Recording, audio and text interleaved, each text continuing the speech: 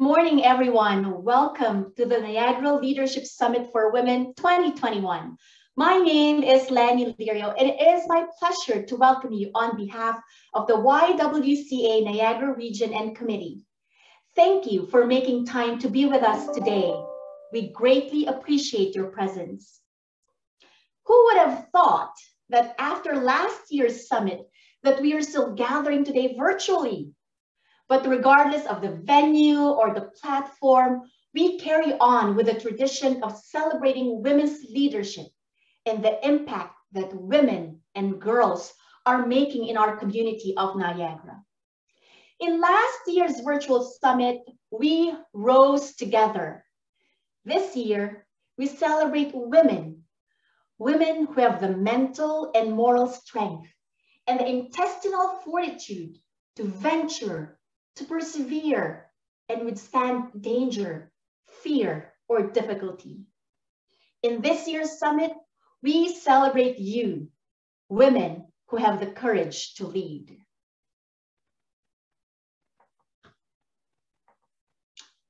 Over the next 3 days, hundreds of us are coming together virtually from across Turtle Island.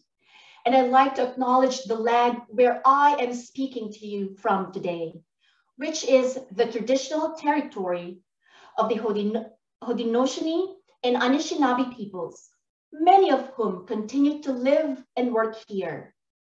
This territory is covered by the Upper Canada Treaties and is within the land protected by the Dish with One Spoon Wampum Agreement.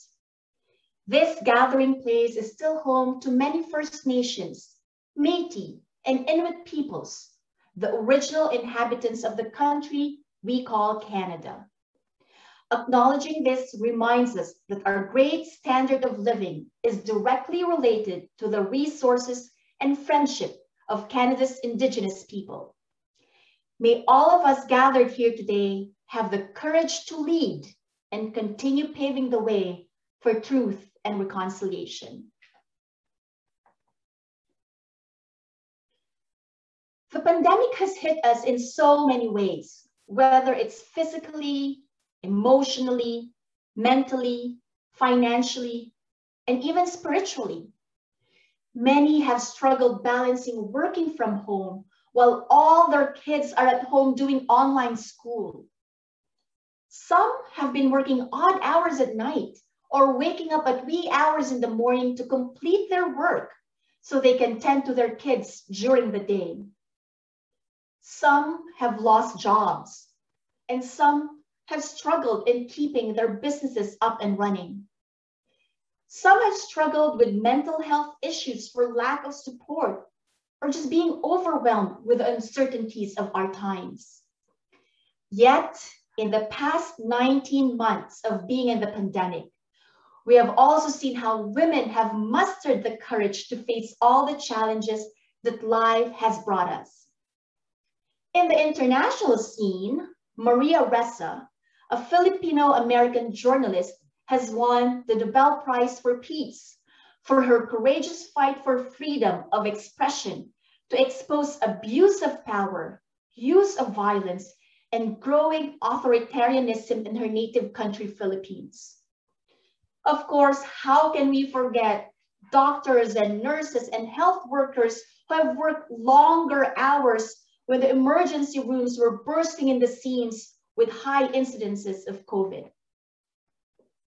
In Canada, we have seen Indigenous women, survivors, and family members of residential schools who courageously shared their pains of trauma and abuse in order to uncover the truth. Listening to their stories are heart-wrenching, but having the courage to listen is when we can start the conversations and ignite us to act towards healing and reconciliation. In our own circles, we have seen women having the courage to change careers to pursue their passion and make their dreams into reality. We have seen women who stepped back and reflected on things that really matter most to them, to have the courage to say no so they can say yes to bigger, bolder things. We have seen women who had the courage to accept help when they needed it most. And we have seen women who supported other women by being their fortress, their advisor, their coach, their confidant, their friend. In my own home, I recently had my own story of courage. 2 weeks ago, my 13-year-old daughter was sent to the principal's office, partly because of how she handled the situation. She confronted a boy who was giving racist remarks towards another girl. It led to some pushing and shoving, hence the principal's office. She was clearly upset with what happened, but as a mother, it made me proud to know that she will fight for what is right and will have the courage to do so. Indeed, during this time of new reality, in our own way, we, women and girls, have the courage to lead, whether at home, in school, at work, in our communities, every single day. And during this summit, it is our hope that you continue to be inspired and have the courage to lead. And of course, our event would not be possible without our sponsors, companies and organizations who support the empowerment of women and girls, especially in the Niagara region. We would like to thank Penn Financial Credit Union, the City of St. Catharines, Lake and Associates, the City of Welland, Mainstream, Gateway, Karen Burt and Associates, Your TV, Giant FM, Country 89, the City of Port Colborne, Zonta Club of Niagara Falls, and the Zonta Club of St. Catharines. The YWCA is truly grateful for your support. And now I'd like to introduce or present our YWCA Niagara Region Board President, Julie Roryson. Although Julie cannot be with us physically today, she has some special words for us this morning.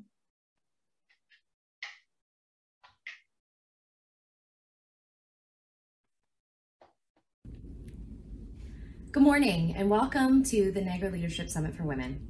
My name is Julie Roryson and I am so proud and honored and privileged to be able to welcome you here to our 8th Annual Leadership Summit hosted by the YWCA. It's one of my favorite days of the year, and with so many returning speakers and presenters and participants, I know it's one of yours too.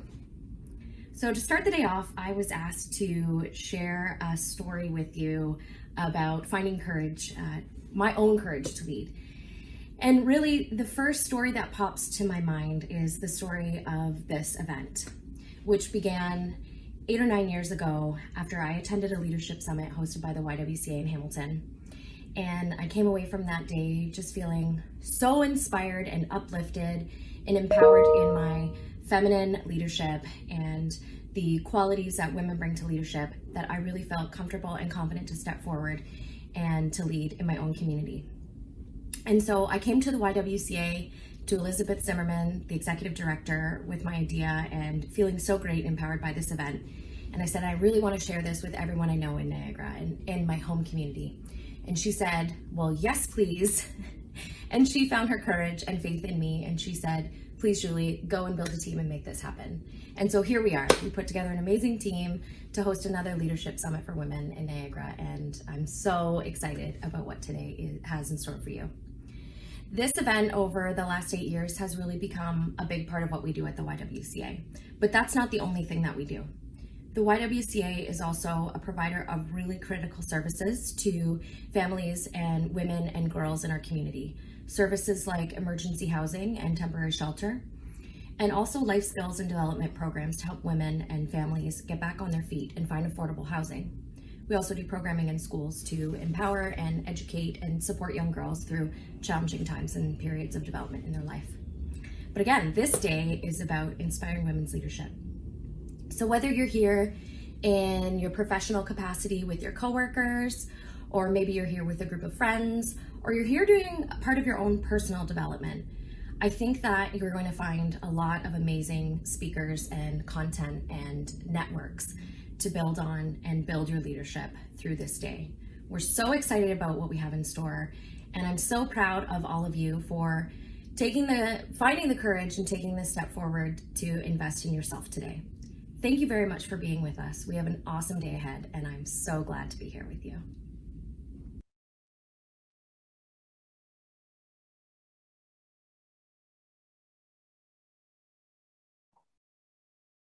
Thank you, Julie. Julie's like, without her, the Niagara Leadership Summit for Women won't be in existence. So we owe this to you, Julie, for having that courage to lead and pave the way for this summit. As we continue, I would like to, it is such an honor, okay, to introduce to you our keynote speaker this morning. Dr. Robin Bourgeois, laughing otter, caring woman, is a mixed race whose Cree family comes from Treaty 8 territory, Lesser Slave Lake. She is an associate professor in the Center for Women and Gender Studies at Brock University and is currently serving as the university's acting vice provost. Indigenous engagement. As a survivor of multiple forms of violence, Dr. Bourgeois' research examines violence against Indigenous women and girls and Indigenous women's anti-violence leadership. In addition to speaking and publishing nationally and internationally, Dr. Bourgeois testified as an experiential and expert witness at the National Inquiry into Missing and Murdered Indigenous Women and Girls in October 2018. Along with being an academic, Robin is an activist, artist, and a proud mom to 3 kids. And before I turn it over to Dr. Robin, I'd like to share with you some fun facts about her. Did you know that her favorite holiday is coming up very soon? It's Halloween. And did you know too that she loves tattoos? These tattoos are not just ink on her body, but rather they are her resistance to the violence she has experienced and a reclamation of her body. And talk about a woman with so many talents. Did you know that she is a hand drummer and singer and once opened for the Bare Naked Ladies? Wow, talk about a woman with so much talent. Friends, let's welcome Dr. Robin Bourgeois.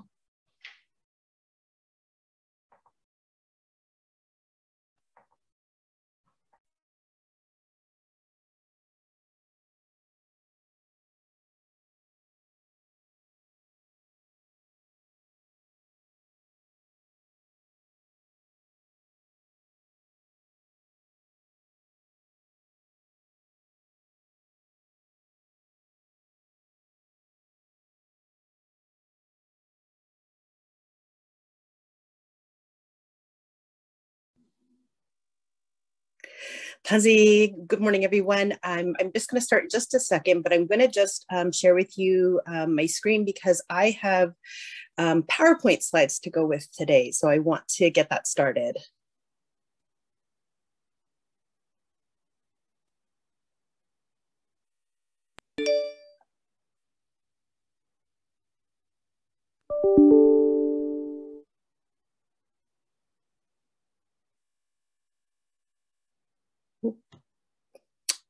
My apologies. There we go.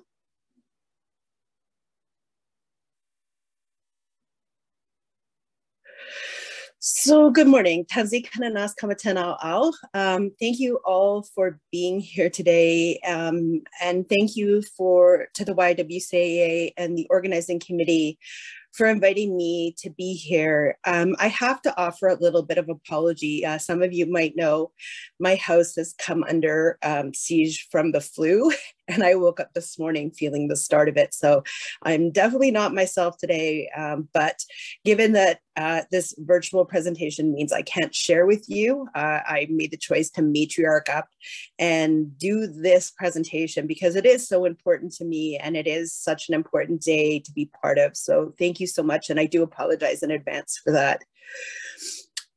I want to start, really my presentation today is about the theme itself, the courage to lead, and offering reflections from my own life as an Indigenous woman leader. So I'm going to get started because I have lots to talk about and I'm really eager to have the opportunity to talk with all of you. Oh, but now it's not advancing for some reason. There we go. So I have to start by giving myself a proper introduction because that is what we are taught as Cree people to do. So as I said when I first signed on, Tanzi, Kinanas Kamatana Au, what that means in Cree is Tanzi is hello. And Kinanas Kamatana Au is, it's our way of saying thank you, but it means more than that. It means I'm grateful for you. So please know that I am grateful for all of you being here today.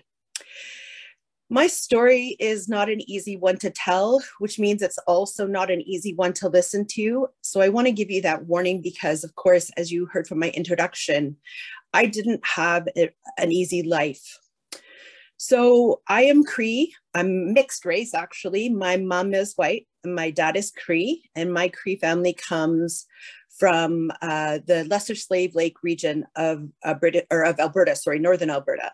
We're connected to two communities, Big Stone Cree Nation and Lubicon Lake. I was raised, though, in the Okanagan Valley, which is where my white mother comes from, because my Indigenous family really was ravaged by residential schools. So my grandfather went to Gruard Residential School in northern Alberta. In fact, I've been reflecting a lot lately because we learned, my aunt was sharing with us that while she was growing up, my grandpa told her about digging graves at school. And the impact has been huge on my family. We've just been displaced from our communities. We've been it's decimated my family. And so for a really long time, we were told as kids, the best thing we could do was just pretend we're not Indigenous, especially me, because I didn't look the part. You know, yes, I have the dark hair and I have certain features that people, when I say I'm Cree, they go, oh yeah, I should have known. But given that I pass as white, I was often told that the best thing I could do is just forget. But I grew up always knowing that I was Cree. And in fact, it played a lot out in my life. You know, whenever I would win something at school, it had to be because I was Indigenous. My brother, who I'm very close to, grew up being called Tonto in high school. So it was there, even when it wasn't there. I didn't have a great childhood. I was sexually abused at a very young age. And from there, my family sort of fell apart. And my mother, despite us having a really great relationship now, was extraordinarily abusive to me in particular. So I had a really rough childhood. And, you know, I did really well in school because school was an outlet. And I quickly discovered that if I could be really smart and I could prove myself and be that kid, that everything seemed a little bit better for me. And it helped. And it also filled a gap because as a little kid, I was never taught that I was loved unconditionally.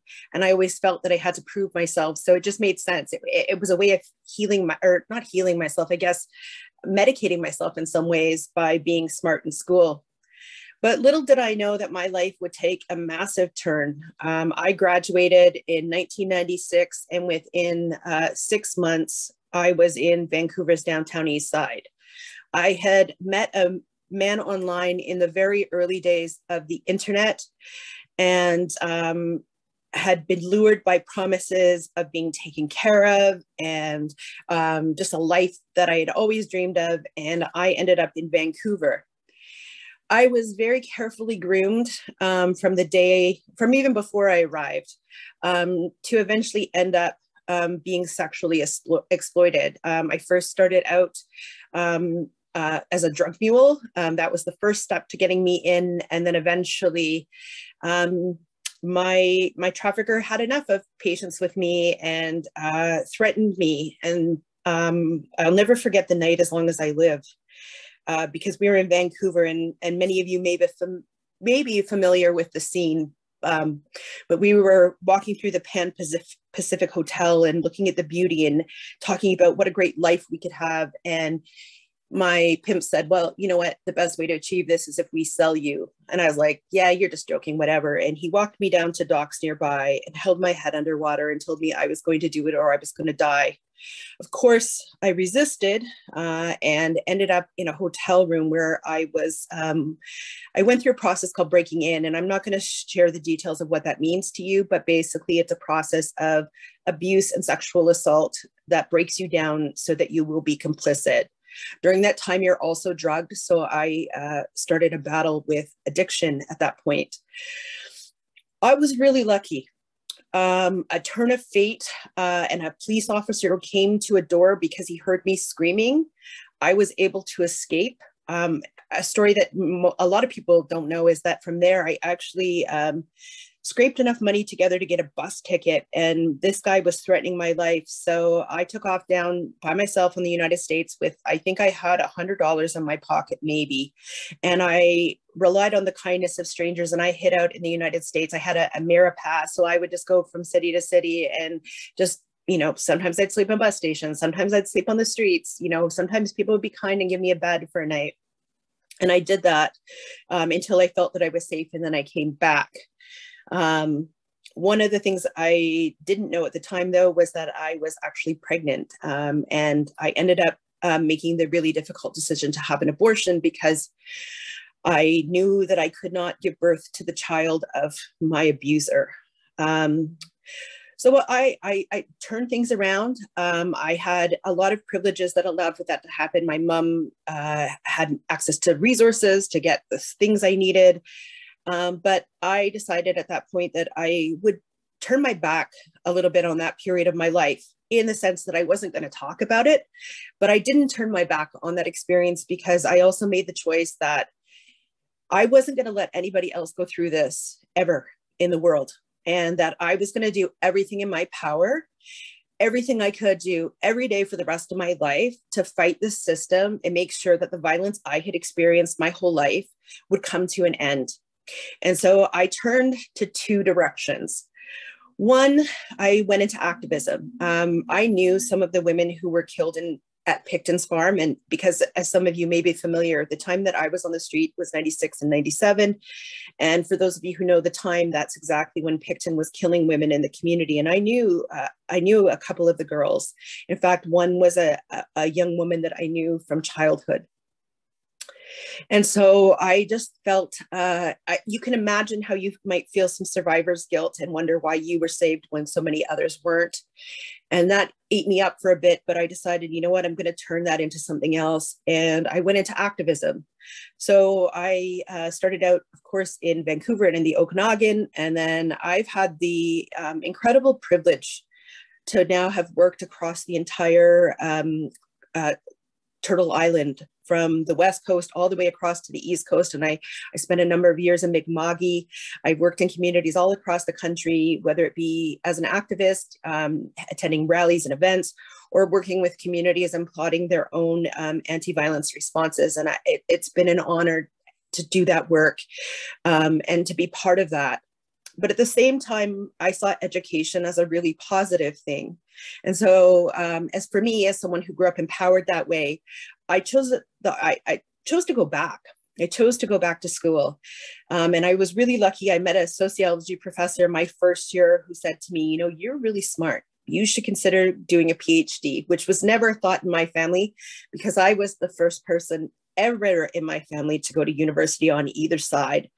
And this kind sociology professor, who I'm actually still in touch with today, said, you should do this and you will always have a home in sociology. And so I finished my Bachelor of Arts degree at UBC Okanagan, and then I went on to UBC Vancouver to do my master's degree. And I found my way to Ywca at the University of Toronto to do my PhD. Now, here's a little interesting part. All that time I'm doing activism, but I had chosen not to actually make my experience part of my research. I wasn't ready to, first of all, I wasn't ready to divulge what had happened to me. But second of all, I wasn't ready to pick at that wound a little bit, because I knew that if I did this work, if I started looking at violence against Indigenous women and girls, it would mean confronting my own lived experience, and I wasn't ready.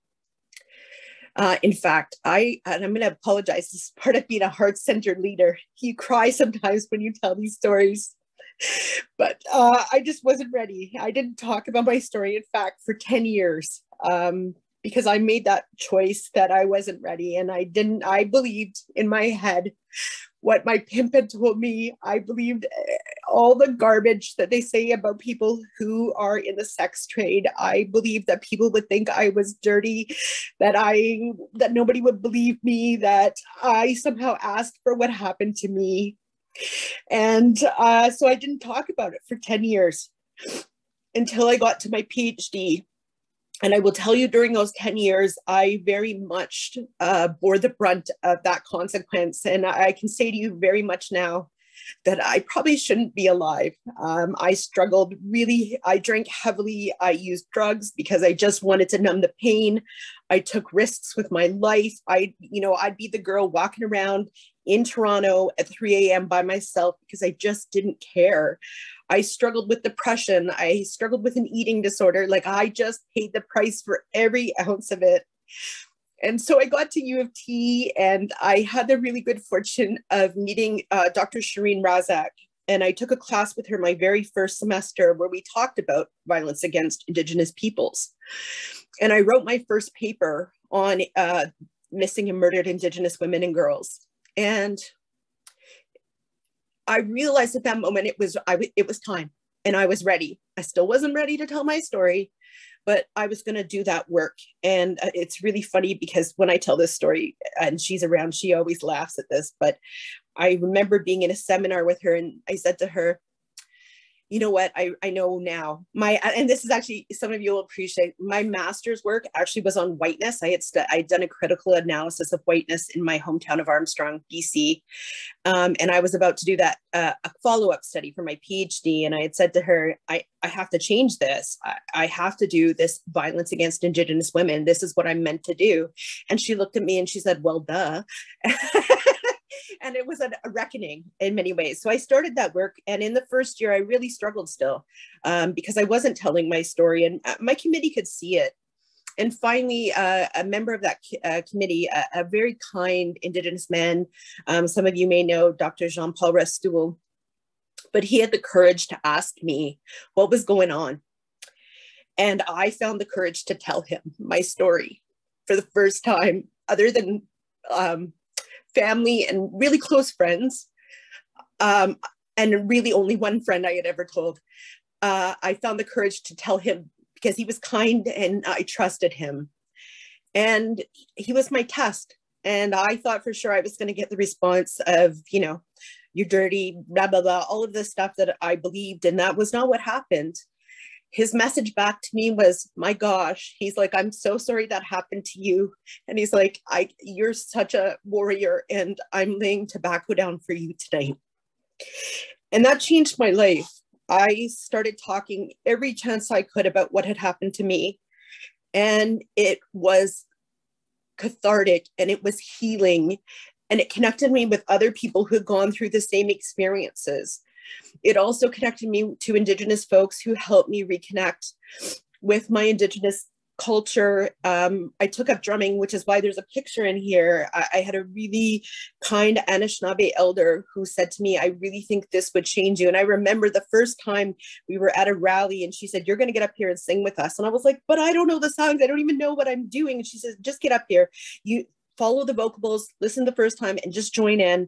And I joined in, and a weight lifted off my heart that I had never felt before since my experience. And I knew from that moment on that I needed to drum. And in fact, it really helped me with my heavy drinking and drug use, because my elder said, you have to be sober at least 4 days to be able to do that. So the drum became my focus.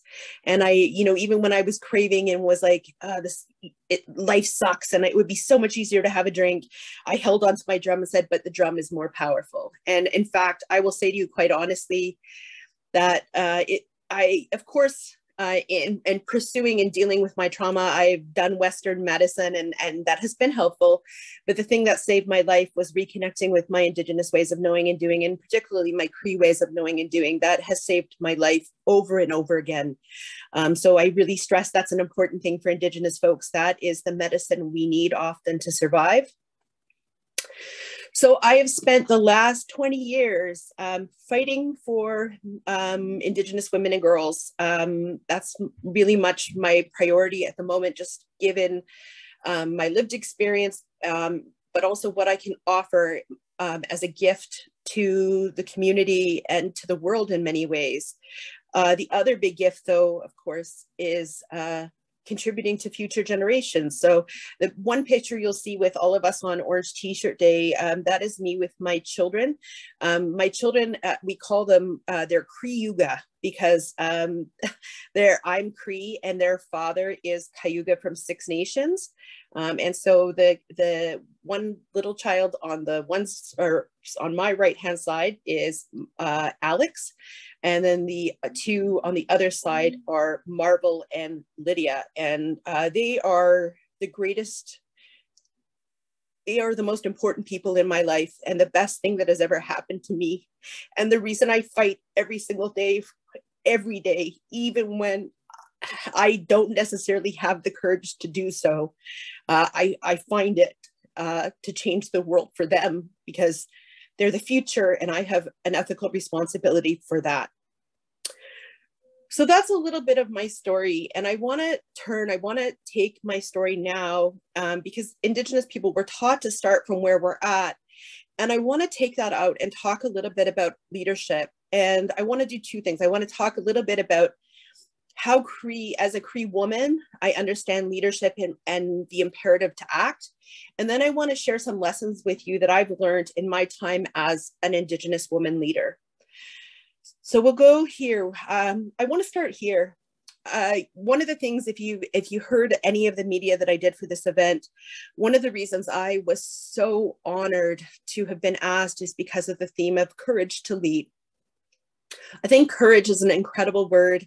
And I went, because I'm always eager to understand the meanings of word and really to capture this. So I went to dictionary.com and here's the great introduction. And I love the first one, of course, the quality of mind or spirit, which I think is really beautiful, given that as Indigenous people, we really privilege the spirit as kind of the core of our being, but that quality of mind or spirit that enables a person to face difficulty, danger, and pain without fear. So bravery, I think those are wonderful things. I do also really appreciate this obsolete definition, which is the heart as the source of emotion, because as you're going to learn shortly, as Cree people, we are often leaders that are heart-centered. In fact, I'm heart-centered in all aspects of my life, which is why I cry quite easily, because I've been taught, I grew up, despite growing up in a Western world that told me emotions were wrong and emotions should be suppressed and you need to suck it up and not show how you're feeling. I've also been with elders and other Indigenous folks who said, no, your spirit and your emotions and your heart are gifts and you really need to listen and pay attention to them. And so I'm very much a heart-centered leader. So when I discovered that, I was actually quite tickled. But I love this theme. I think we have an idea in our head, and I hear this quite often, that as women, we have made all kinds of gains in the world, and we are, we're breaking glass ceilings and we're doing incredible things. And yet, I think any one of us in this room can attest that we haven't made it entirely, and that every day is a challenge, and that, even when we get into, quite tremendous opportunities where we have, for example, power or access to, high up administrative levels of systems and things like that, that we still face attacks. In fact, even more so maybe, and that we have to find the courage every day. And I think this is such a wonderful theme because I really, being a woman leader is hard. It's hard every single day. And yet every day, so many of us find the courage to get up and to continue to lead. And I think that's important. I think that we need to celebrate that. We can't just always focus on the hardship. We need to do that, of course, right? That's how we're going to dismantle those things. But I also think we need to celebrate our resilience and our courage to lead. So that's where I'm headed with the rest of my talk today, is really to think about how we find the courage to lead every single day, despite the challenges we face. So I have to start, I really want to start by offering a Cree understanding of why I feel what I call here an imperative to act. I am not one, if you've ever met me, I'm not one to sit back when I see injustice or something wrong or any of those things. I might have almost got myself in a little bit of trouble over the weekend. I was at a football game, and after the tailgate, after the game, I saw a woman kind of having a horrible incident in the parking lot. And, you know, while there are a bunch of men watching and keeping an eye on it, Robin steps forward and says, "Hey, are you okay? You know, do you need anything?" So here's this woman stepping into this situation. But that's what I've been taught to do, is that instead of taking a step back and just not doing anything, I've been taught that I have an imperative to act. So to be able to understand that, I have to give you a little background about how Nihia people, so Nihia is Cree, how we understand the world. So unlike the Western world where, you know, we kind of privilege humans over all other things, in the Nihia world, we understand all things as interconnected and related. So this diagram that I have here is a great kind of representation of how we understand the world to exist. So yes, we are individuals, but we also belong to family. We are part of community and in a nation and the natural world, and of course the cosmos or the spiritual world. And all of those things are interconnected. So we can't separate those things out. In fact, what we always talk about, and I hear this in the Western world a lot, where we talk about agency and the right to act. We as Cree people also have agency, but that agency carries a caveat that whatever agency we carry has consequences, and it has consequences for every single level of that spiral, but it also has consequences for 7 generations before us and 7 generations that will come after us. So we are taught that our agency, we have to balance our right to act independently with the well-being of everyone and everything. So we are always taught that's an imperative, that and in fact, it's considered a breach of our natural law if you don't practice that, because we are taught that we have an ethical responsibility to those around us as well. So all of those things are interconnected. Now, one of the things that's really important is that we don't make a divide. We have, you know, very much, you can see the human groups in here, but we also have the natural environment. And of course, we have the spirit world.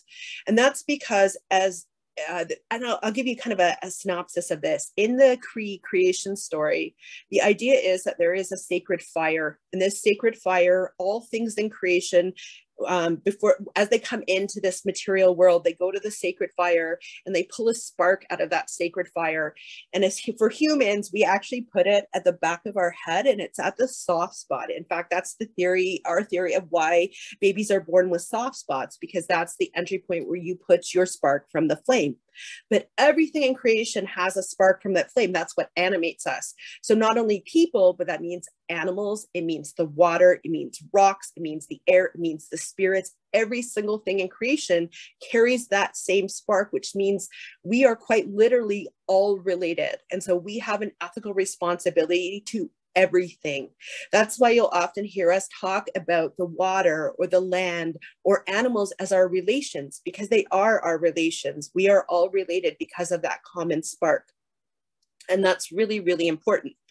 The other thing is, I always like to point out, is the connection to the spirit world. We don't make a separation between this material world and the spirit world. That spirit world is always existing. And in fact, as Cree people, we have special events and ceremonies that are meant to connect with our spirits. We don't treat that as a separate or non-existent entity. Those are very much a part of how we live every day.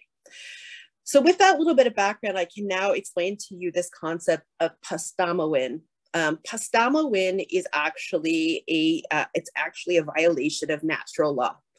And what basically says is that if you don't act when you see people being harmed or the natural world being harmed, or you seeing any kind of harm being done, then you are guilty of a violation of Cree natural law, because we are taught that we have an ethical imperative to act when we see harm being done. Now, what's really important about Kastamawin, and we have a few other, there's a couple of other violations of natural law in not acting. One of the things that's really important is it's not just for us. So if harm's being done to us, or it's not just that, it's harm being done to anyone. And in fact, if you, Sylvia McAdams' book about Cree natural law is really amazing. And I recommend, if you've never read it, to take a look at it. But one of the things that she talks about in there is that as Cree people, we're taught not only to, you know, act to protect our children, but to protect all children. And so our actions are always driven about really thinking and protecting future generations. And so that is very much an imperative act. To not act when you see harm is a violation of natural law. And that's really, really important. So this is why I've always been taught, you act when you see something going on. When you see harm being done, you take action. You don't sit back, you don't contemplate, you don't observe, you do something. And I live that every single day of my life. The other things that are kind of important based on this Cree imperative to act is my interpretation of what that means in terms of leadership. So I kind of want to highlight, I think this is interesting for folks to hear how I understand leadership. And I'm eager to talk about it because I don't often get to talk about leadership. I get to talk a lot about my research, but not this. But I want to talk a little bit about how this translates into leadership style for me. So the first is that I am a heart-centered leader, and I mentioned this already, but I lead with my heart. My heart is big, and my heart is bold, and it breaks 100 times a day. But it is my core when I'm a leader. In fact, it comes in many ways. It reflects my spirit name. So some of you have heard this before, but I'll repeat it because it's worth hearing, I think, and especially for those who haven't. My spirit name is Laughing Otter, Caring Woman. And the elder who named me in ceremony said the name came about because what happened is I had to make an offering. We had to go through a sweat lodge. She actually had to spend time dreaming about it before she came to name me. And she said, I called you Laughing Otter. And the laughing part comes from the fact that you have a laugh that has a life of its own, and in fact is medicine for the world. So that has to be part of your name.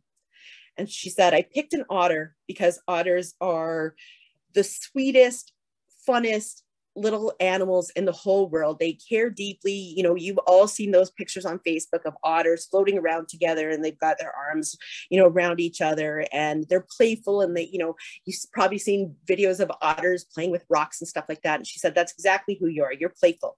And actually that's going to come up in the next slide, and I'll talk a little bit about that. But she said, the most important part of you is that you are a caring woman. She said, I have watched you. And she said, you care deeply about people, even sometimes when it hurts you. And she said, I know at times that can feel like a burden, but she said, that's your gift. You care deeply about people, and that's what's going to lead you to help change the world, which is my dream every single day of my life. So that really speaks to being a heart-centered leader. It's hard. I'm going to tell you that when your heart is big and your heart is out there, like I said, it gets broken 100 times a day. I cry. And I cry openly, and I know that makes people uncomfortable, but that's a gift. And Indigenous peoples, we are taught not to hide our tears.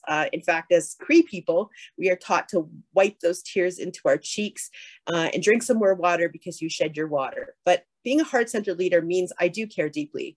It means that I act in certain ways. I act generally with kindness, with generosity, and with love. That is what when I'm walking in the world, those are the things I carry with me. I especially value kindness. I think the world is so harsh and so vicious every day. If I can be the one kind light in the world for someone, I want to be that person, because I didn't always have a kind light in my world. And yet I did at certain moments, and those changed my life. So for me, that's really what being a heart-centered leader means. It also means I'm extraordinarily passionate about the things I do, because I'm not driven by my mind. I'm driven by my emotions and my desire, absolute desire to want to change the world and make it a better place. But heart-centered leaders need a little bit of an armor. And for me, my armor comes in the term of trickster-centered leadership. I am a trickster. I am a raven, but also an otter is known as a trickster. And I like that tricksters are often really associated with Indigenous cultures. And yes, we do have tricksters in Cree. Actually, it's not raven. It's Wisagichuk, or he's a little bit of a coyote. But you've seen them before, and it's not just Indigenous cultures. Lots of different cultures have trickster figures. The one I always point out so people can really get it is I say my favorite trickster, my other favorite trickster other than Raven, comes from the Marvel universe and is represented by Loki in the Marvel universe. He's a great example of a trickster. So tricksters are everywhere. And what tricksters do is tricksters affect change in the world through playful but challenging engagement. So we are the people who walk into the world and we mess with it. We take the things you think you know and we challenge you on them. We do it in a fun way. And my students will tell you that. I always try to, even when we're talking about hard things, I try to make it at least engaging and playful, and we look at films and we do other things, because I really do think those things matter. But I also am a trickster. I will mess with your world, actually in good ways and bad ways, because sometimes, you know, if you've grown up believing certain things and then you encounter me and I tell you stories that destroy that, that can be a really hard thing to go through. I get that. But I also do things that are, you know, I make things happen. I have a Cree elder actually, and she's coming to Brock this week. She's doing a session at Brock. So if you're a grad student and happen to see an ad for a session with Karen McKenzie, she is my most beloved Cree elder. You will actually get these teachings that I'm about to talk about, but I'm a raven. And she said to me, she said, one of the things about ravens is when ravens come to town, magic happens. And I really hold on to that because what it means is that things will never be the same. So when a trickster comes to town, they make things happen. And that's really what I'm about. I don't want to sit and gather knowledge or have meetings. I want things to happen. So that's very much how I balance my heart-centeredness. Is I'm very much a trickster, and I like to play with the world, and I like to challenge the world, because my whole goal is to affect positive social change by taking those steps. So now that you have a little bit of a sense of what I'm like as a leader, I want to turn to some lessons that I've learned as an Indigenous woman leader. And these are very much drawn not only from Nihia culture, so from Cree culture, but also from lessons that I've learned in other places. In fact, a number of these slides draw on my own experience with the Three Sisters Garden, and I'll tell you about that in just a minute. I'm just going to have a quick drink because my throat's starting to go already. Stupid flu. Anyhow, let's go on with this. The first one, and for those of you who saw me present previously, this is a familiar lesson. I think trauma can be a source of strength for leaders. It's an argument I keep making every single day. My trauma, it certainly destroyed me in many ways. I'm not the same person I was. I'm not the same little girl anymore. It was hard. It was life-changing. I mean, that's really very much an understatement. But for me, it also became a source of strength. I used my trauma to mobilize. I used my trauma to share my story, to help other people feel less alone in the world. I've used my trauma as a source of it's my life force in many ways. It's the reason I get up every day, and even when I don't feel like it, I fight the systems that are oppressing us, because that trauma is a reminder to me that I have a responsibility to act. And I just think it's the force that drives me many days, is that I don't want anybody else to go through what I've gone through. And so for me, it's a source of strength. Yeah, it's not always a source of strength. I have days that I'm just like, it's enough. Or, you know, my addict brain sometimes talks to me and says, you know, Robin, this would be so much easier if you would just drink or go use drugs or whatever. So yeah, it's still there, but it definitely is a source of strength for me. And I think it can be for a lot of people. A lot of us turn really negative experiences into strength. I have a great friend of mine, and some of you may know them, Fallon Farinacci. And Fallon is a Métis woman whose parents were murdered when she was a child. And one of the conversations we often have is about the fact that, of course, we wish that what had happened to us had never happened to us. Of course, you know, what a different world it might be had that not happened.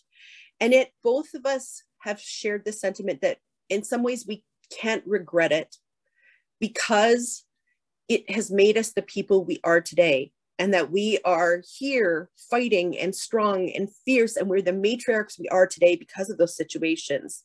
And that's a really hard thing to own and to deal with, because of course we wish it didn't happen. Of course we wish we hadn't lived through the trauma, and yet the trauma has made us who we are today. And I struggle with that. I still go back and forth on days, but at the end of the day, you know, this is what it is. And that trauma has made me the matriarch that I am today. That leads me to lesson 2. The journey between trauma and triumph is not a straight line. My God, I always worry, and I've mentioned this many times to folks, I always worry when people hear my story that they think, okay, look at Robin. Robin went from Vancouver's downtown east side, and now she's the vice provost of Indigenous engagement at Brock University. If she can do it, anyone can. First of all, that's not true. I certainly had advantages in my life that other people don't, and that is part of what has made my journey possible. But if you actually look at my journey, it was not a straight line by any stretch of the imagination. It looks, of course, much more like the diagram that you see on this slide. I have days where I take 10 steps, or I take a step forward and take 10 steps backwards. I have days where I think I'm ahead and really I'm behind. My journey has gone in circles. My journey has gone all over. It's not a straight line, and that is okay. I think that's really important. Life is not, for most of us, a straight trajectory. We face challenges, we face disruptions, we face all kinds of crises, and we just do our best. The one thing that I've learned, though, is that regardless, it's really important that just to keep moving forward. And the lesson for this, I really learned from the eagle. And actually, I'm holding my eagle feather right now as I speak, because as Indigenous folks, we often hold our eagle feathers when we speak our truth. So I am holding my eagle feather right now as we speak, but the eagle has very important lessons about this notion of the journey, because if you watch eagles, when they fly in the sky, they very rarely fly straight. Eagles actually fly in a circular pattern. What they're doing is they're looking forward, and they're looking at what's happening and keeping an eye out for food and other things. And then they travel back to review. So they travel in circles. So they're forward and then they go back, and forward and go back. But if you watch the pattern, they're moving forward constantly. So even when they're taking those steps back, they're finding ways to keep moving forward. And I know it's not easy to do that, you know, and there are days where I'm like, I give up. What am I doing? But I always try to find a way to keep taking steps forward. And what that forward momentum looks like is really, you know, it really depends on the individual. But I just, you know, it's not a straight line. That's okay. You're going to have setbacks. You're going to have, you know, maybe the line you're on is not the line you're supposed to be on, and you take another line. You know what? That's all okay. I think that's really important that we honor our journey, and that understand that our journey is our own. We are not in competition with each other. The worst thing we can do is compare to each other. Our journey is individual, and that looks like whatever it looks like, and that is okay. That leads me to lesson 3. And this is one that is such an important one. I want to give a shout out to the Brock Student Justice Center, because they're the ones who really put the idea into my head. And that's a sticker that's actually on the back of my laptop computer, because I think this is such an important message. As a leader, it's okay not to be okay. we have this belief in the Western world predominantly that, you know what, we have to suck it up. You know what, bad things happen, but get over it and get on with it. No. You know what? It's okay not to be okay. I don't know who needs to hear that today, but it's okay not to be okay. I actually have modeled this because I think it's important for people to see that even when you are somebody that people consider a strong leader, someone who has fought really hard things, that you can have days that are not okay. So as was mentioned in the introduction, I testified as an expert and experiential witness at the National Inquiry in 2018. And I actually testified from Brock because weather prevented me from going into St. John's. And it was honestly it was a traumatizing experience for me because despite it being built as an Indigenous process, it still was very much a colonial process. And I experienced some treatment in the testimony and in the cross-examination that was absolutely abhorrent. And I was forced into a corner and forced to disclose details of my own experience that I wasn't prepared to share on a national, and actually, given that it was being broadcast at potentially international stage. And I ended up withdrawing because I was so traumatized by being forced to disclose some of those details. In fact, I remember coming out of my office door that day and a colleague saw me and looked at me and was like, what is wrong? Because I was done. I was emotionally spent. I was traumatized.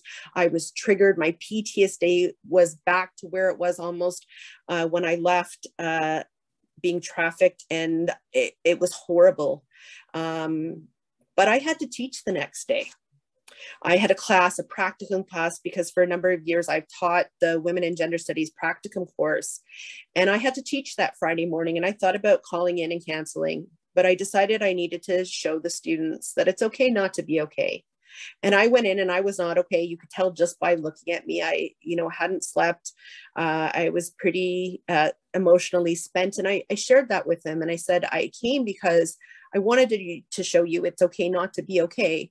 And that even if you're not okay, it's okay to show up and be there. And it was a great day. It ended up because we were also talking about self-care that day.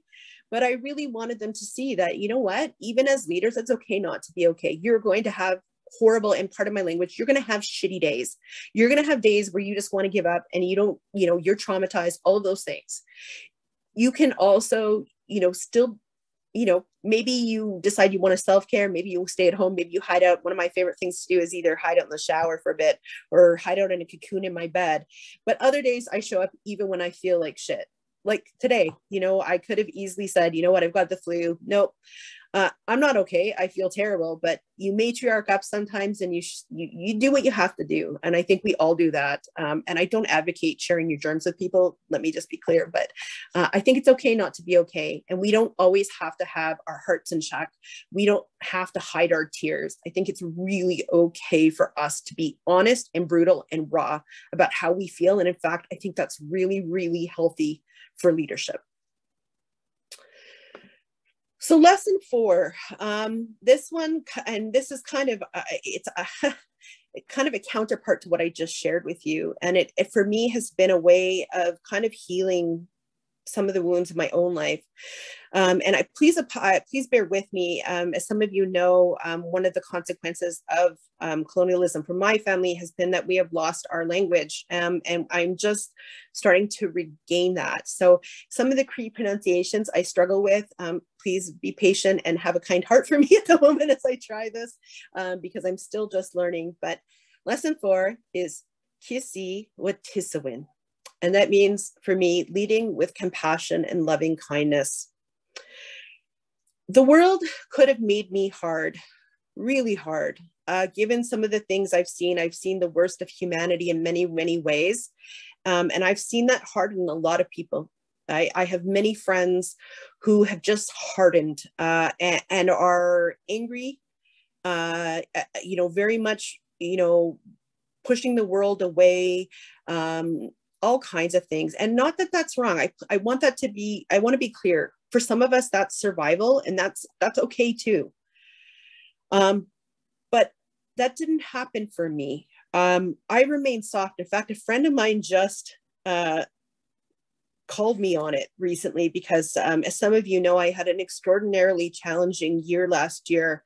Once I was appointed as Vice Provost Indigenous Engagement, I was attacked on Twitter. I also was attacked in media, including the National Post. And it hurt me. It really did hurt me. I was crying one day and I was talking to my very best friend, and I'll give a shout out to her just in case, but Adrienne Lickers Xavier, who is the head of Indigenous Studies at McMaster. And she said to me, I said to her, I'm so angry at myself. I said, you know, I've been through so much worse than this and my heart is broken and I'm crying and I'm weak. And she's like, what the hell is wrong with you? She said, given everything you've been through, you should be hard. You should have no feelings at all. You should be like the world. And please, again, part of my language, this is, you know, just how we talk. She said, you know, you could be fuck the world and you not care about anyone or anything or how you feel. And she said, and yet through all of this, you've remained soft. And she said, that's such an important gift. And I really have been reflecting on it because I've come to understand that one of the things I do is I lead by compassion and I lead with kindness always. I wasn't always that way. I was also very angry for a really long time and I would attack people. You know, I remember being on the subway in Toronto one time and, you know, maybe some of you will say rightfully so, but I remember being on the subway in Toronto and this girl had a t-shirt on that said, and I apologize for folks in the room, Indigenous women in the room, but the word was squaw. And I literally tore a strip off her. I went up one side of her and down the other side of her. And you know what happened? She cried and didn't learn a thing. And an elder said to me, you know, Robin, when I recounted the story, the elder said to me, you know, that old adage, you attract more bees with honey. And I went, you're right. Because every time I attack folks, even when rightfully so, sometimes they shut down. So I made a decision that I would be more compassionate. And it helps that as a sociologist, I understand that the system is designed so most people don't know these things. I will say I'm losing my patience though around certain issues like Orange T-shirt Day. I just can't fathom that people don't know anymore because to me that's starting to sound like willful ignorance. But I generally try to be compassionate and I try to understand that most people don't understand. And so it is my gift to be able to be compassionate and to educate. In fact, my former father-in-law would remind me that quite often. He said, your gift, one of your gifts is that you walk in two worlds. You're Cree, but you are also white. And so you have this ability to communicate between the groups. And so I've always understood that. And I'm sure that's probably why I'm a professor, is because I think education and teaching with compassion and kindness is a way to change the world. And I've seen it in the time that I've been teaching, which is almost, oh my gosh, 15 or plus years now. I've seen a change in the world. I went from students who were willfully ignorant in some of my classes and attacking Indigenous peoples to now having classrooms full of people who are understanding the issues at play and are really eager to learn more and do better. And I think that really has to do with so many of us teaching and leading with compassion and loving kindness. I want to say this, though, that also extends to myself as a leader. I think it's really important not only to be kind to other people and to show compassion, because those are Cree values for us. We value those things very highly, and they're actually a way of exemplifying our leadership is demonstrating how compassionate and kind we can be. But that applies to how you treat yourself as a leader. You know, I am my own worst critic. I am the woman who will come home after a meeting and ponder a potential harm that I think I've inflicted because I'm so careful and I never want to hurt other people. So I have had to learn to be kind to myself and say, you know what, Rob, you're human. You're a human being. You're innately flawed. You are going to make mistakes. You're going to do it almost every day. And that's okay too. Don't be so hard on yourself. And I think in many ways, it's been very easy for me to be compassionate and kind to other people. It's been so much harder for me to be compassionate and kind to myself. I really want to say too, I want to stress the importance of kindness. I know that's really hard, especially when people are being ignorant. And of course, you know what, there are days that I don't reserve kindness for ignorant people and people who are being racist and sexist or any of those things. I'm not usually kind in those moments. But then that's pastama when I have a responsibility to call that out. And I try to do it in a peaceful way. But generally, most people aren't there. And I find that kindness can change people's lives. Like I said, I wanted to be kind because I didn't always have kind people in my life. And yet those who were kind to me changed the trajectory of my life, often in really important ways. And so I've always committed to being kind, because you never know when that little act of kindness, which is so easy and wonderful to give, could change somebody's life. And so, you know, be kind to yourself and to others. I think that's really important. This takes me to lesson 5, Ywca. This is speaking the truth, precision, and accuracy. And that's why I'm holding my eagle feather right now and speaking my truth. This is an imperative for us. We are taught as Cree people that our words matter. And in fact, we are taught to be very extraordinarily cautious with our words. For some of you who have been in meetings with me before, you may have heard me say, you know, I've been asked to speak about something or reflect on something, and I say, I actually can't right now. I need to take time and sit with things.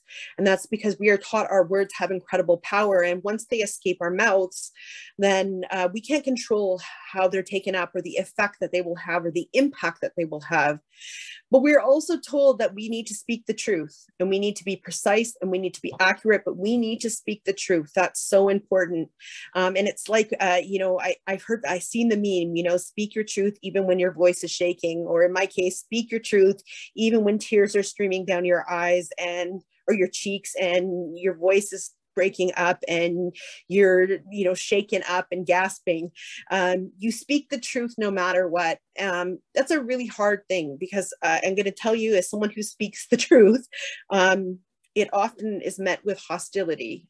So some of you may know the story about how I published an article with The Conversation in April of 2020.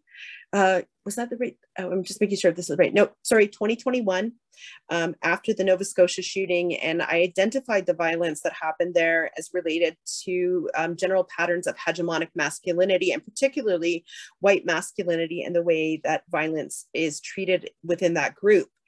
And the backlash was something I've never experienced in my whole life. I got hate mail, I got death threats. I had mentioned my children in the story, and they were threatened. I was trolled on Twitter. People got guerrilla accounts and created images of me. They attacked every part of me that they could.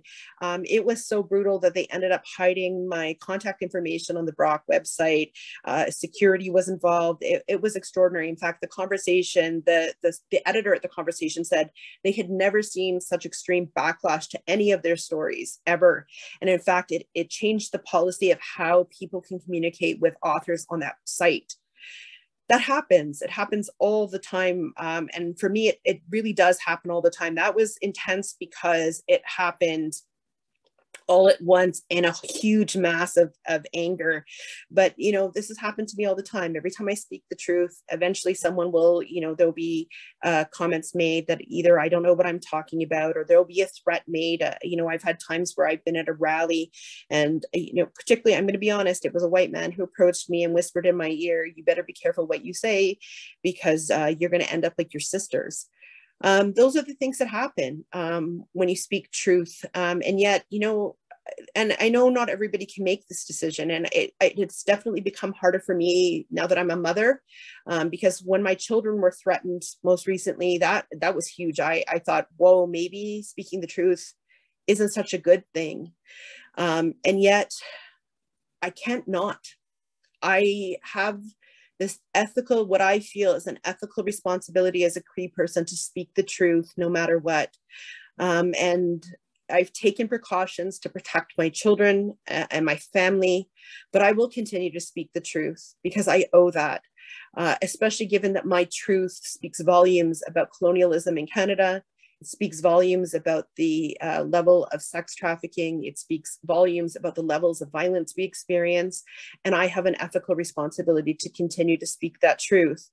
And I think that's really important, no matter what we do as leaders, that we really do speak the truth, no matter what, even if it's uncomfortable, especially for other people and for ourselves. That can be really, really hard. But one thing I've learned is from speaking the truth is that at the end of the day, I don't go home with a heavy conscience. I don't go home thinking, I wish I had said something.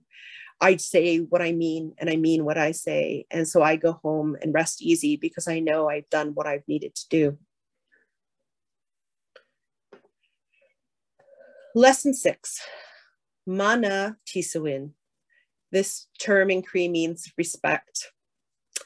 Respect is critical to being a leader. And I make decisions every day. I treat people, even sometimes, well, not always. That was unfair of me to say that. I treat most people with respect. Of course, like many of you, when I'm confronting, racist or, people who are, heteropatriarchal forces, those kinds of things, I don't often, especially when it degrades into attacks and things like that, it's really hard to be respectful. In fact, in most cases, since I can't be respectful, I just shut it down, knowing full well that I'm not going to be able to change it, but I'm also not going to be disrespectful like my counterparts. I will often just shut things down because as Cree people, we value being respectful to each other, respectful in our relationships, because in Cree, our relationships are everything, right? You saw that in the cycle, that our relationships are the core of our existence. And so respect is really important in those relationships, but it's two-way street there. And it's really important that, and when I see that, whoever I'm dealing with is not being respectful, then there's no point in keeping that relationship going for the moment. That's when you step away and come back after a break, or you just step away and that relationship just, especially with, when I encounter white racists who are coming at me, I just, I can't engage respectfully. So I'm just not going to engage at all. And I'm not going to convince them otherwise that they're wrong. So I'm okay with that. But generally, treat each other with respect. But that also involves, as I just suggested, that treating ourselves with respect. We are worthy of respect just by virtue of being human beings. I think that's really important. We deserve to be respected. And I think that's really important. That being said, we do certainly earn respect, and we need to act in ways that happens. And respect does sometimes take time and relationship building, and that's really important, but that's the goal. And we need to have respect for ourselves and who we are, and that we are worthy, and that we are, by virtue of being human beings, we are worthy of that. But it does take time, and it does take relationship building, but that's really important to act that way in our relationships. Of course, as I said, if that's not possible, sometimes you just have to back away. Sometimes, and especially if I know that I'm unlikely to continue to be respectful, I will walk away, because that's important. And that sometimes means the end of a relationship, that sometimes means other things, but I think that's really, really important to being a leader, is to be respectful. Now these next lessons are organized around the Three Sisters Garden. So this is going to have a little bit of a background for you, because this is not actually a Cree teaching. But as I mentioned to you, I was married for a number of years to a man who is Ywca from Six Nations. And my dearest friend, the one I told you about, Adrian, she is also from Six Nations, and in fact was the originator of Our Sustenance program there, which is a food security community garden that was started several years ago. So I was very fortunate in my time with both of them to receive the teachings of the Three Sisters Garden, which is specific to Haudenosaunee. And the idea of the Three Sisters is that, and the story it's so beautiful, but it's basically a story about three sisters, beans, corn, and squash. And the teachings are that these three plants grow best together because each one offers something that the other needs. So corn you plant first, and corn comes up, and corn becomes kind of a support beam or a support pole for beans, which come next. And the beans grow up the pole and they can grow up to reach towards the sun. But then you need to plant squash, and squash offers shade to protect the ground, and it actually reduces the amount of water you need. And then there's something, and I can't remember right off the top of my head at the moment, but there's something to do with the nitrogen content as well. So these three grow together, and they're called the Three Sisters. There's actually a soup also called the Three Sisters soup. And if you're ever fortunate enough to get to try that, do, because it is incredible. So the next few lessons are actually based on my experiences planting Three Sisters gardens, because one of the things we learn as Cree people, but lots of Indigenous communities have these teachings, is that we learn so much from the land, and the land can teach us really importantly lessons about life. So that's why I draw on these, because you'll see that I've had some interesting experiences with trying to grow this garden. But the first lesson, of course, is the one that you see here. We are stronger together. Trauma has really taught me that I can't trust people. And I know for many of you out in the room listening, you're thinking, yeah, I'm there. You know, I'm very independent. I tend not to lean on people. I tend not to ask for help, because the world has taught me that there are very few people I can trust. So I will depend on myself, and I will take care of myself. That's a struggle. You can't do it by yourself. I've tried. It doesn't work. It's really hard. It creates all kinds of stress and anxiety for me all the time. I'm always carrying the weight of the world on my shoulders, and it gets too much. But the Three Sisters Garden reminds us that we're stronger together, that we need each other. In fact, that's the whole basis of Cree relationships, that we need each other, and that's okay, and that's wonderful.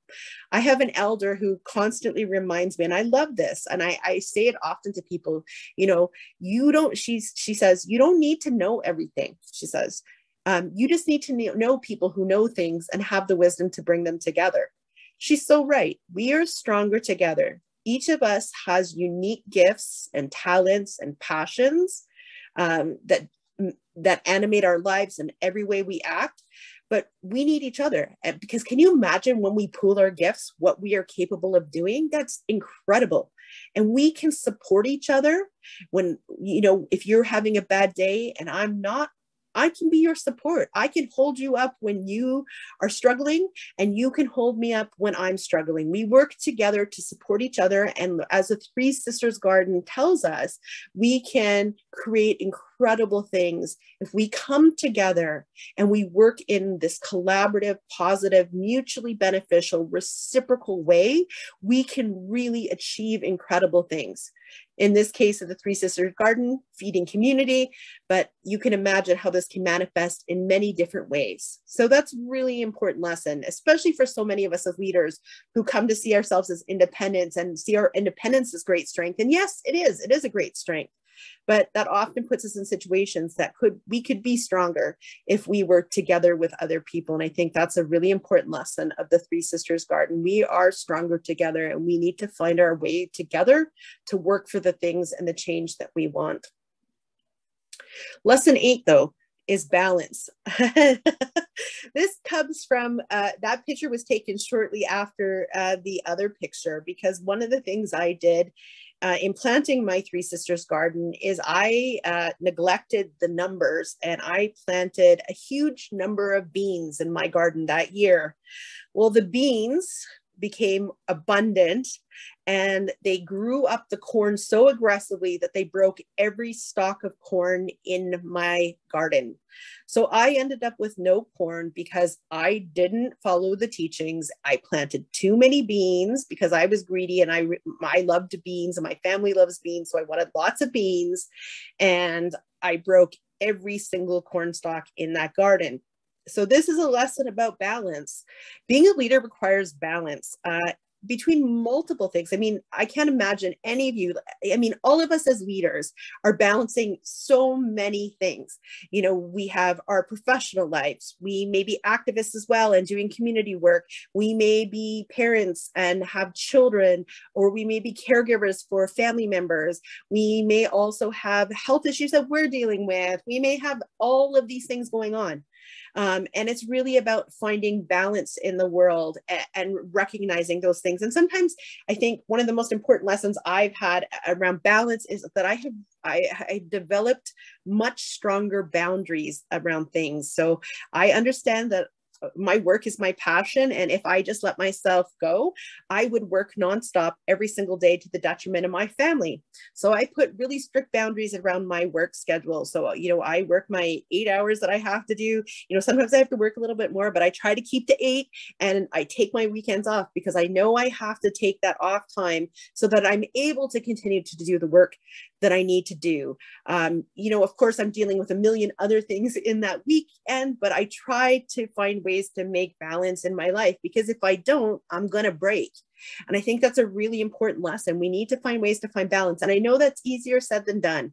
As Cree people, in fact, much like how meditation is treated in Buddhist culture, that it's a practice, balance in Indigenous cultures is actually a practice. It's tied to some of the teachings we have around the medicine wheel and different elements of the medicine wheel, that we need to have all of those things present in our life, which we do, but we need to find balance between them, and that it's not an achievement. In fact, it's a practice. You're constantly trying to find balance, and that's what it's about, because the more you practice, just like meditation, the better you get at it. And I think that's really important, is we have to find balance, or like my poor corn in this picture, you're going to break.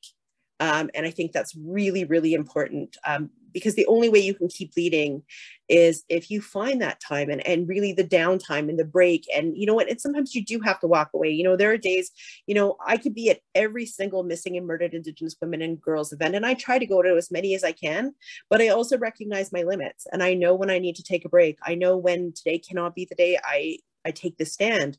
Those are the things I have come to realize. And it's really just self-recognition and understanding what you need to be okay, and not break like the corn. This leads to lesson 9. Again, part of my pronunciation, tapa tei mi, sorry, let me try this again. Tapa tei mi so win. And that word means humility, because that was also the lesson of that broken corn stalk. I really did think I knew better. I was like, oh yeah, I'm on to beans. This is all going to be okay. Even though I had the teachings, I was like, we like beans. We're going to have way more beans. So I planted them, and I was wrong. I was wrong. In fact, the Three Sisters Garden has taught me humility, because I have planted 3 years in a row now and have yet to be successful. Last year, my corn didn't come up, and then I replanted and it got too late and nothing came up. This year, I had little critters come in and steal my corn as it came up. And this garden, while I love it and I redo it every year, has taught me humility. I don't know everything. I'm going to make mistakes. Many times things are out of my control. And even though I have the best of intentions, things don't always work out the way they're supposed to. And that's okay. And I think there are a lot of people who struggle with humility and being humble and understanding that you don't know everything, that you're not always going to be right. And that's okay. And I think that's really important as leaders, that we're fallible. We are not, perfect people who don't stumble. I think that's important. And I think I want to say this too. I was reflecting on this, and I talked about this a little bit in the Canada's podcast for this event, but one of the fears I see a lot in decolonization right now is people they're on board. People are on board, but they're just scared. They're scared to make a mistake. And I want to tell people, you know what? Make a mistake. You're going to say wrong things. You are going to, make a mistake. And you know what? As Indigenous people, we'll be there. We'll tell you that it's been a mistake. And that's okay. We all make mistakes. We need to be humble. And and no matter how uncomfortable that mistake is or how, it makes you feel, I challenge you, because I want you to understand, when we're talking about decolonization, that uncomfort doesn't compare to what Indigenous people experience as a result of colonization. So we need people to take risks, but also people who will understand that they're going to make mistakes, and that's okay. And I think that's a really important thing. We make mistakes. We are not perfect, and nobody expects us to be perfect. And as long as we're humble and we're willing to take those lessons and turn them into change and action, because always the best apology is action and change. I think that's really important. And that includes, being humble. It's just such an important lesson. And as a leader, it's hard. It really is hard, especially with our egos. And you're like, oh man, I messed that up. I told you the stories about how I go home and be like, oh my God, I said the most horrible thing in the world, and I'll stew on it for days and days and days. But I'm human. I'll make mistakes. That's okay. And you know what? I own the mistakes I make. I commit to making change and doing better once I know better. And that's the best I can do. So humility is really important. And my gosh, that Three Sisters Garden has taught me so much about being humble. This takes me though to the last lesson that I think is really important. Never give up. And I know that's easier said than done. I know it. Oh my gosh, I know it. But the Three Sisters Garden is a great example of this. I failed 3 years in a row now.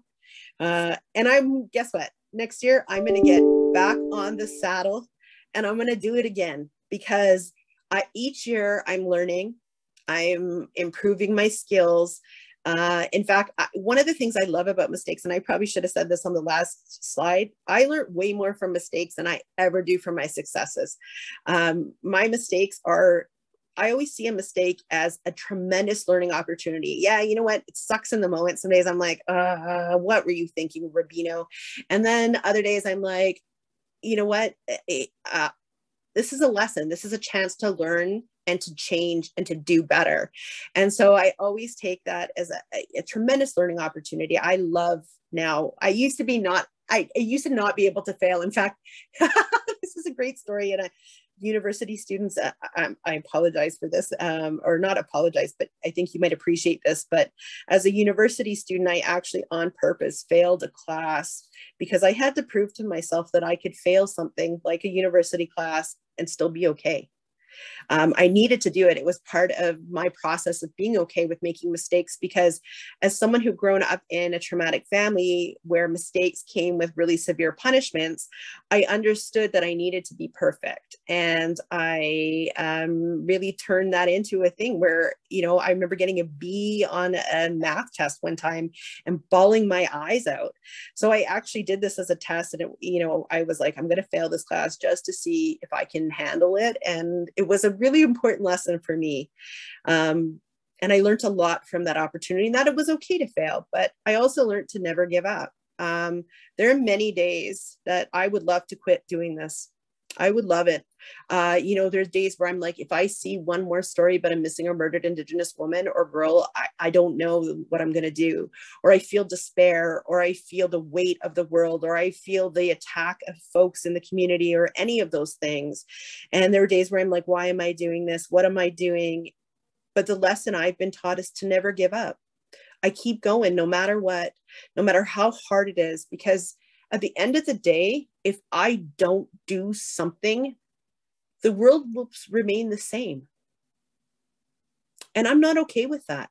In my world, I'm not okay with that.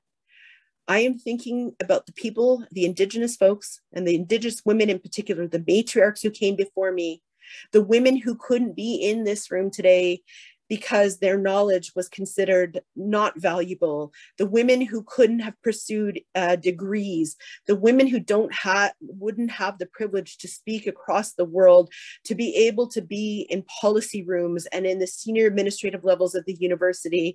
And I have a duty for them because their lives made it possible for me to be here.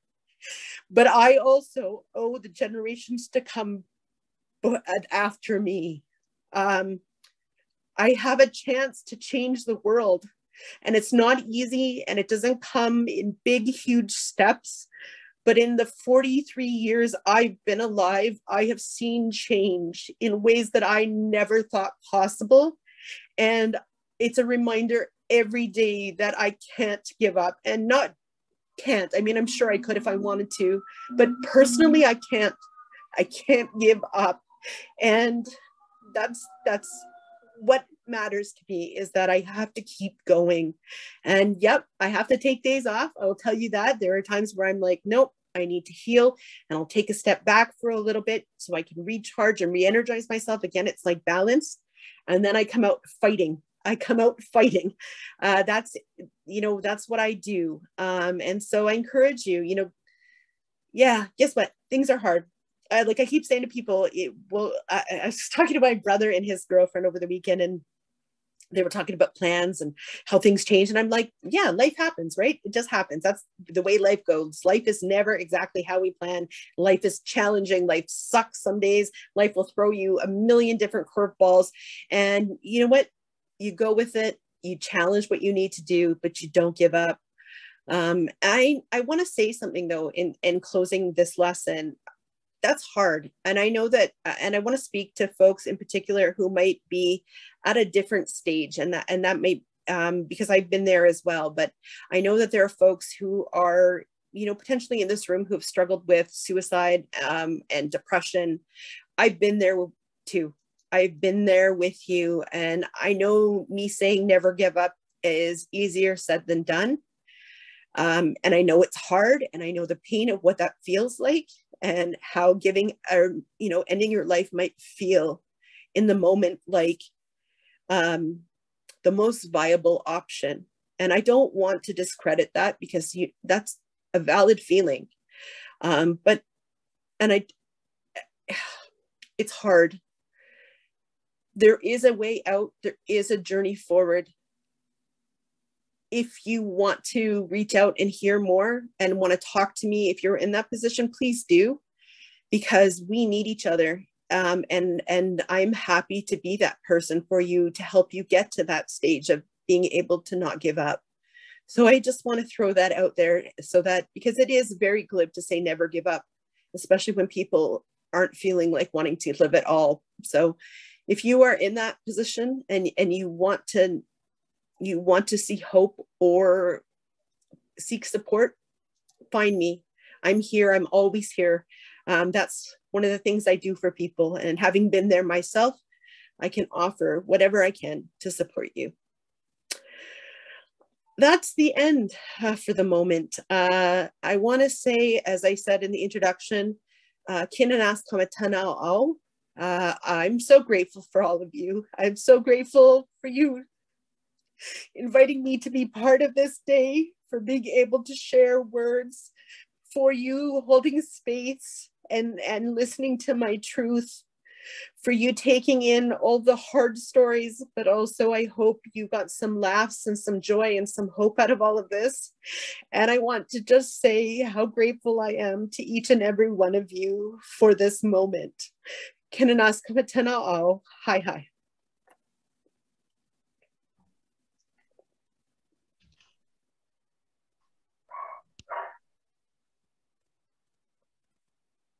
Dr. Robin, thank you.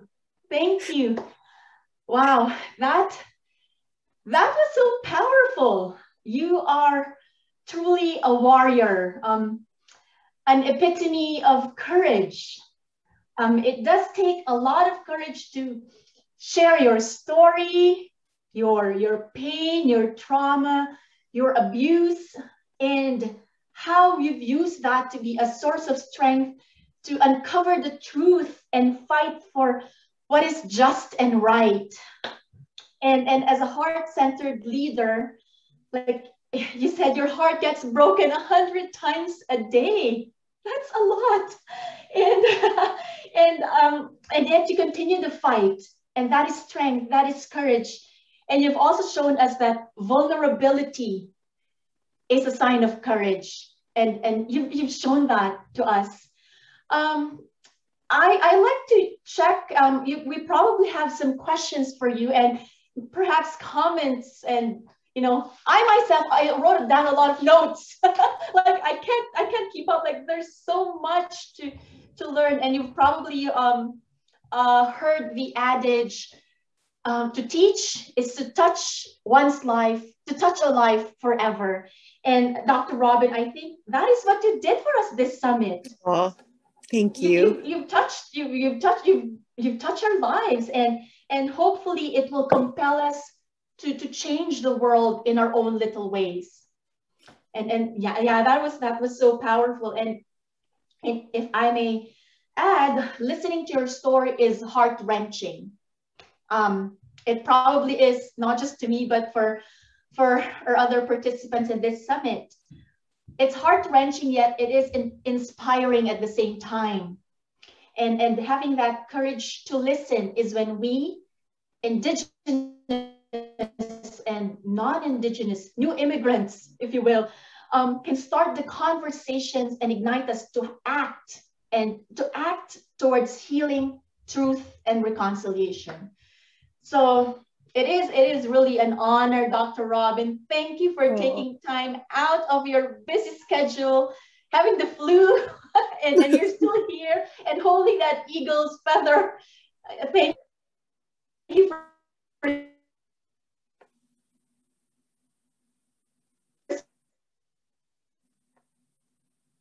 speaking the truth, for what is right and what's just. And even said that, but you have to do it with kindness, okay? With respect, with empathy even. But what strategies do you use to shut down those disrespectful conversations? Because for me, I might be like jumping in, like, come on, bring it on. But you said, like, how do you shut it down? Well, and I will say retract it, yeah. For sure. And I will say some days I do jump in, depending on the mood I'm in. Like, there are some days where people are just saying things and I'm like, how ridiculous are you? Or, one place I often intervene is on the street. If I hear somebody talk and smack, like, I've been on the streets where I've heard somebody saying something racist and I'll intervene. I'm like, nope, you don't act like this. And you know what, if you want to continue, you can continue with me and we'll talk this through. Cause that's, kind of that imperative to act. But how I shut those down is in a couple of strategies. Sometimes I will just say to somebody, I'll say, look, this is moving in a direction that I find disrespectful and uncomfortable. And you know what, we're going to step away right now. We're going to take a breather and we're going to come back and we're going to try this again in a respectful way. And if we can't do that, then maybe we'll just agree to disagree and move on. So that's one thing I do. I always find too, one of the things, and this is any parent in the room is going to know this moment, right? But when people are worked up and they're like freaking out, I find it can go one of two ways. I will say that, to be honest. I always, no matter what, try to remain as calm as I can. And I remain grounded and I try not to also feed in, right? So I'll be calm and I'll just say really, calmly and say, this is heading just into a disrespectful space. I think we should take a break and come back. Because, anybody who has kids will know that if your kid is freaking out and you start to freak out, it becomes this escalation where it's like, right? All the way up. So I try to stop that. And I try to remain calm. That doesn't always work. I'll be shaking, literally my hands will be shaking, but I will still try to remain calm and say, no, we're not doing this right now. Other times I will literally be like, nope, this conversation is done. And I'm always very clear. I use my tone of my voice. I try to be assertive as I possibly can. And I say, nope, we are not having this conversation this way. If you can't speak to me respectfully, we are not talking. And I will do that, and it's just really, it took me time to find the boundaries and to remind myself, I don't deserve to be talked to like that. And, I don't have any problem with disagreement. Like if we're talking ideas and we don't share the same ideas, that's great. But when you start calling me names or you start attacking, my character or my children or those things, nah. The matriarch in me is like, nope, done. And so I just, that belief mastered with, really being firm. And I will be like, no, we are not speaking to each other this way. And until you want to continue in a way where we can be respectful, I will not have this conversation with you. And that's how easy it can be. I will say though, I don't always practice that. As I said, there are moments where I'm going to intervene. I can't be a bystander. I can't watch as someone is being attacked by a racist and not get involved and say, no, look, this is not okay. And here's why, yes. But I try to avoid, I grew up in a family where people called each other names, where people, degraded each other. And I made a commitment to myself. I would never do that to people. So I will not, when I fight, I don't say those things. And it takes practice. I will say that it really does take practice. And there are moments in my head where I'm like, you like saying it in my head, but I don't say those things out loud. So I hope that answers that question. And I really appreciate it. I think that's, it's just really about shutting those conversations down and being upfront and being like, no, you don't have the right to disrespect me, and I am treating you with respect. If you don't want to treat me with respect, then we are not having this conversation. And you know what? Sometimes it means walking away.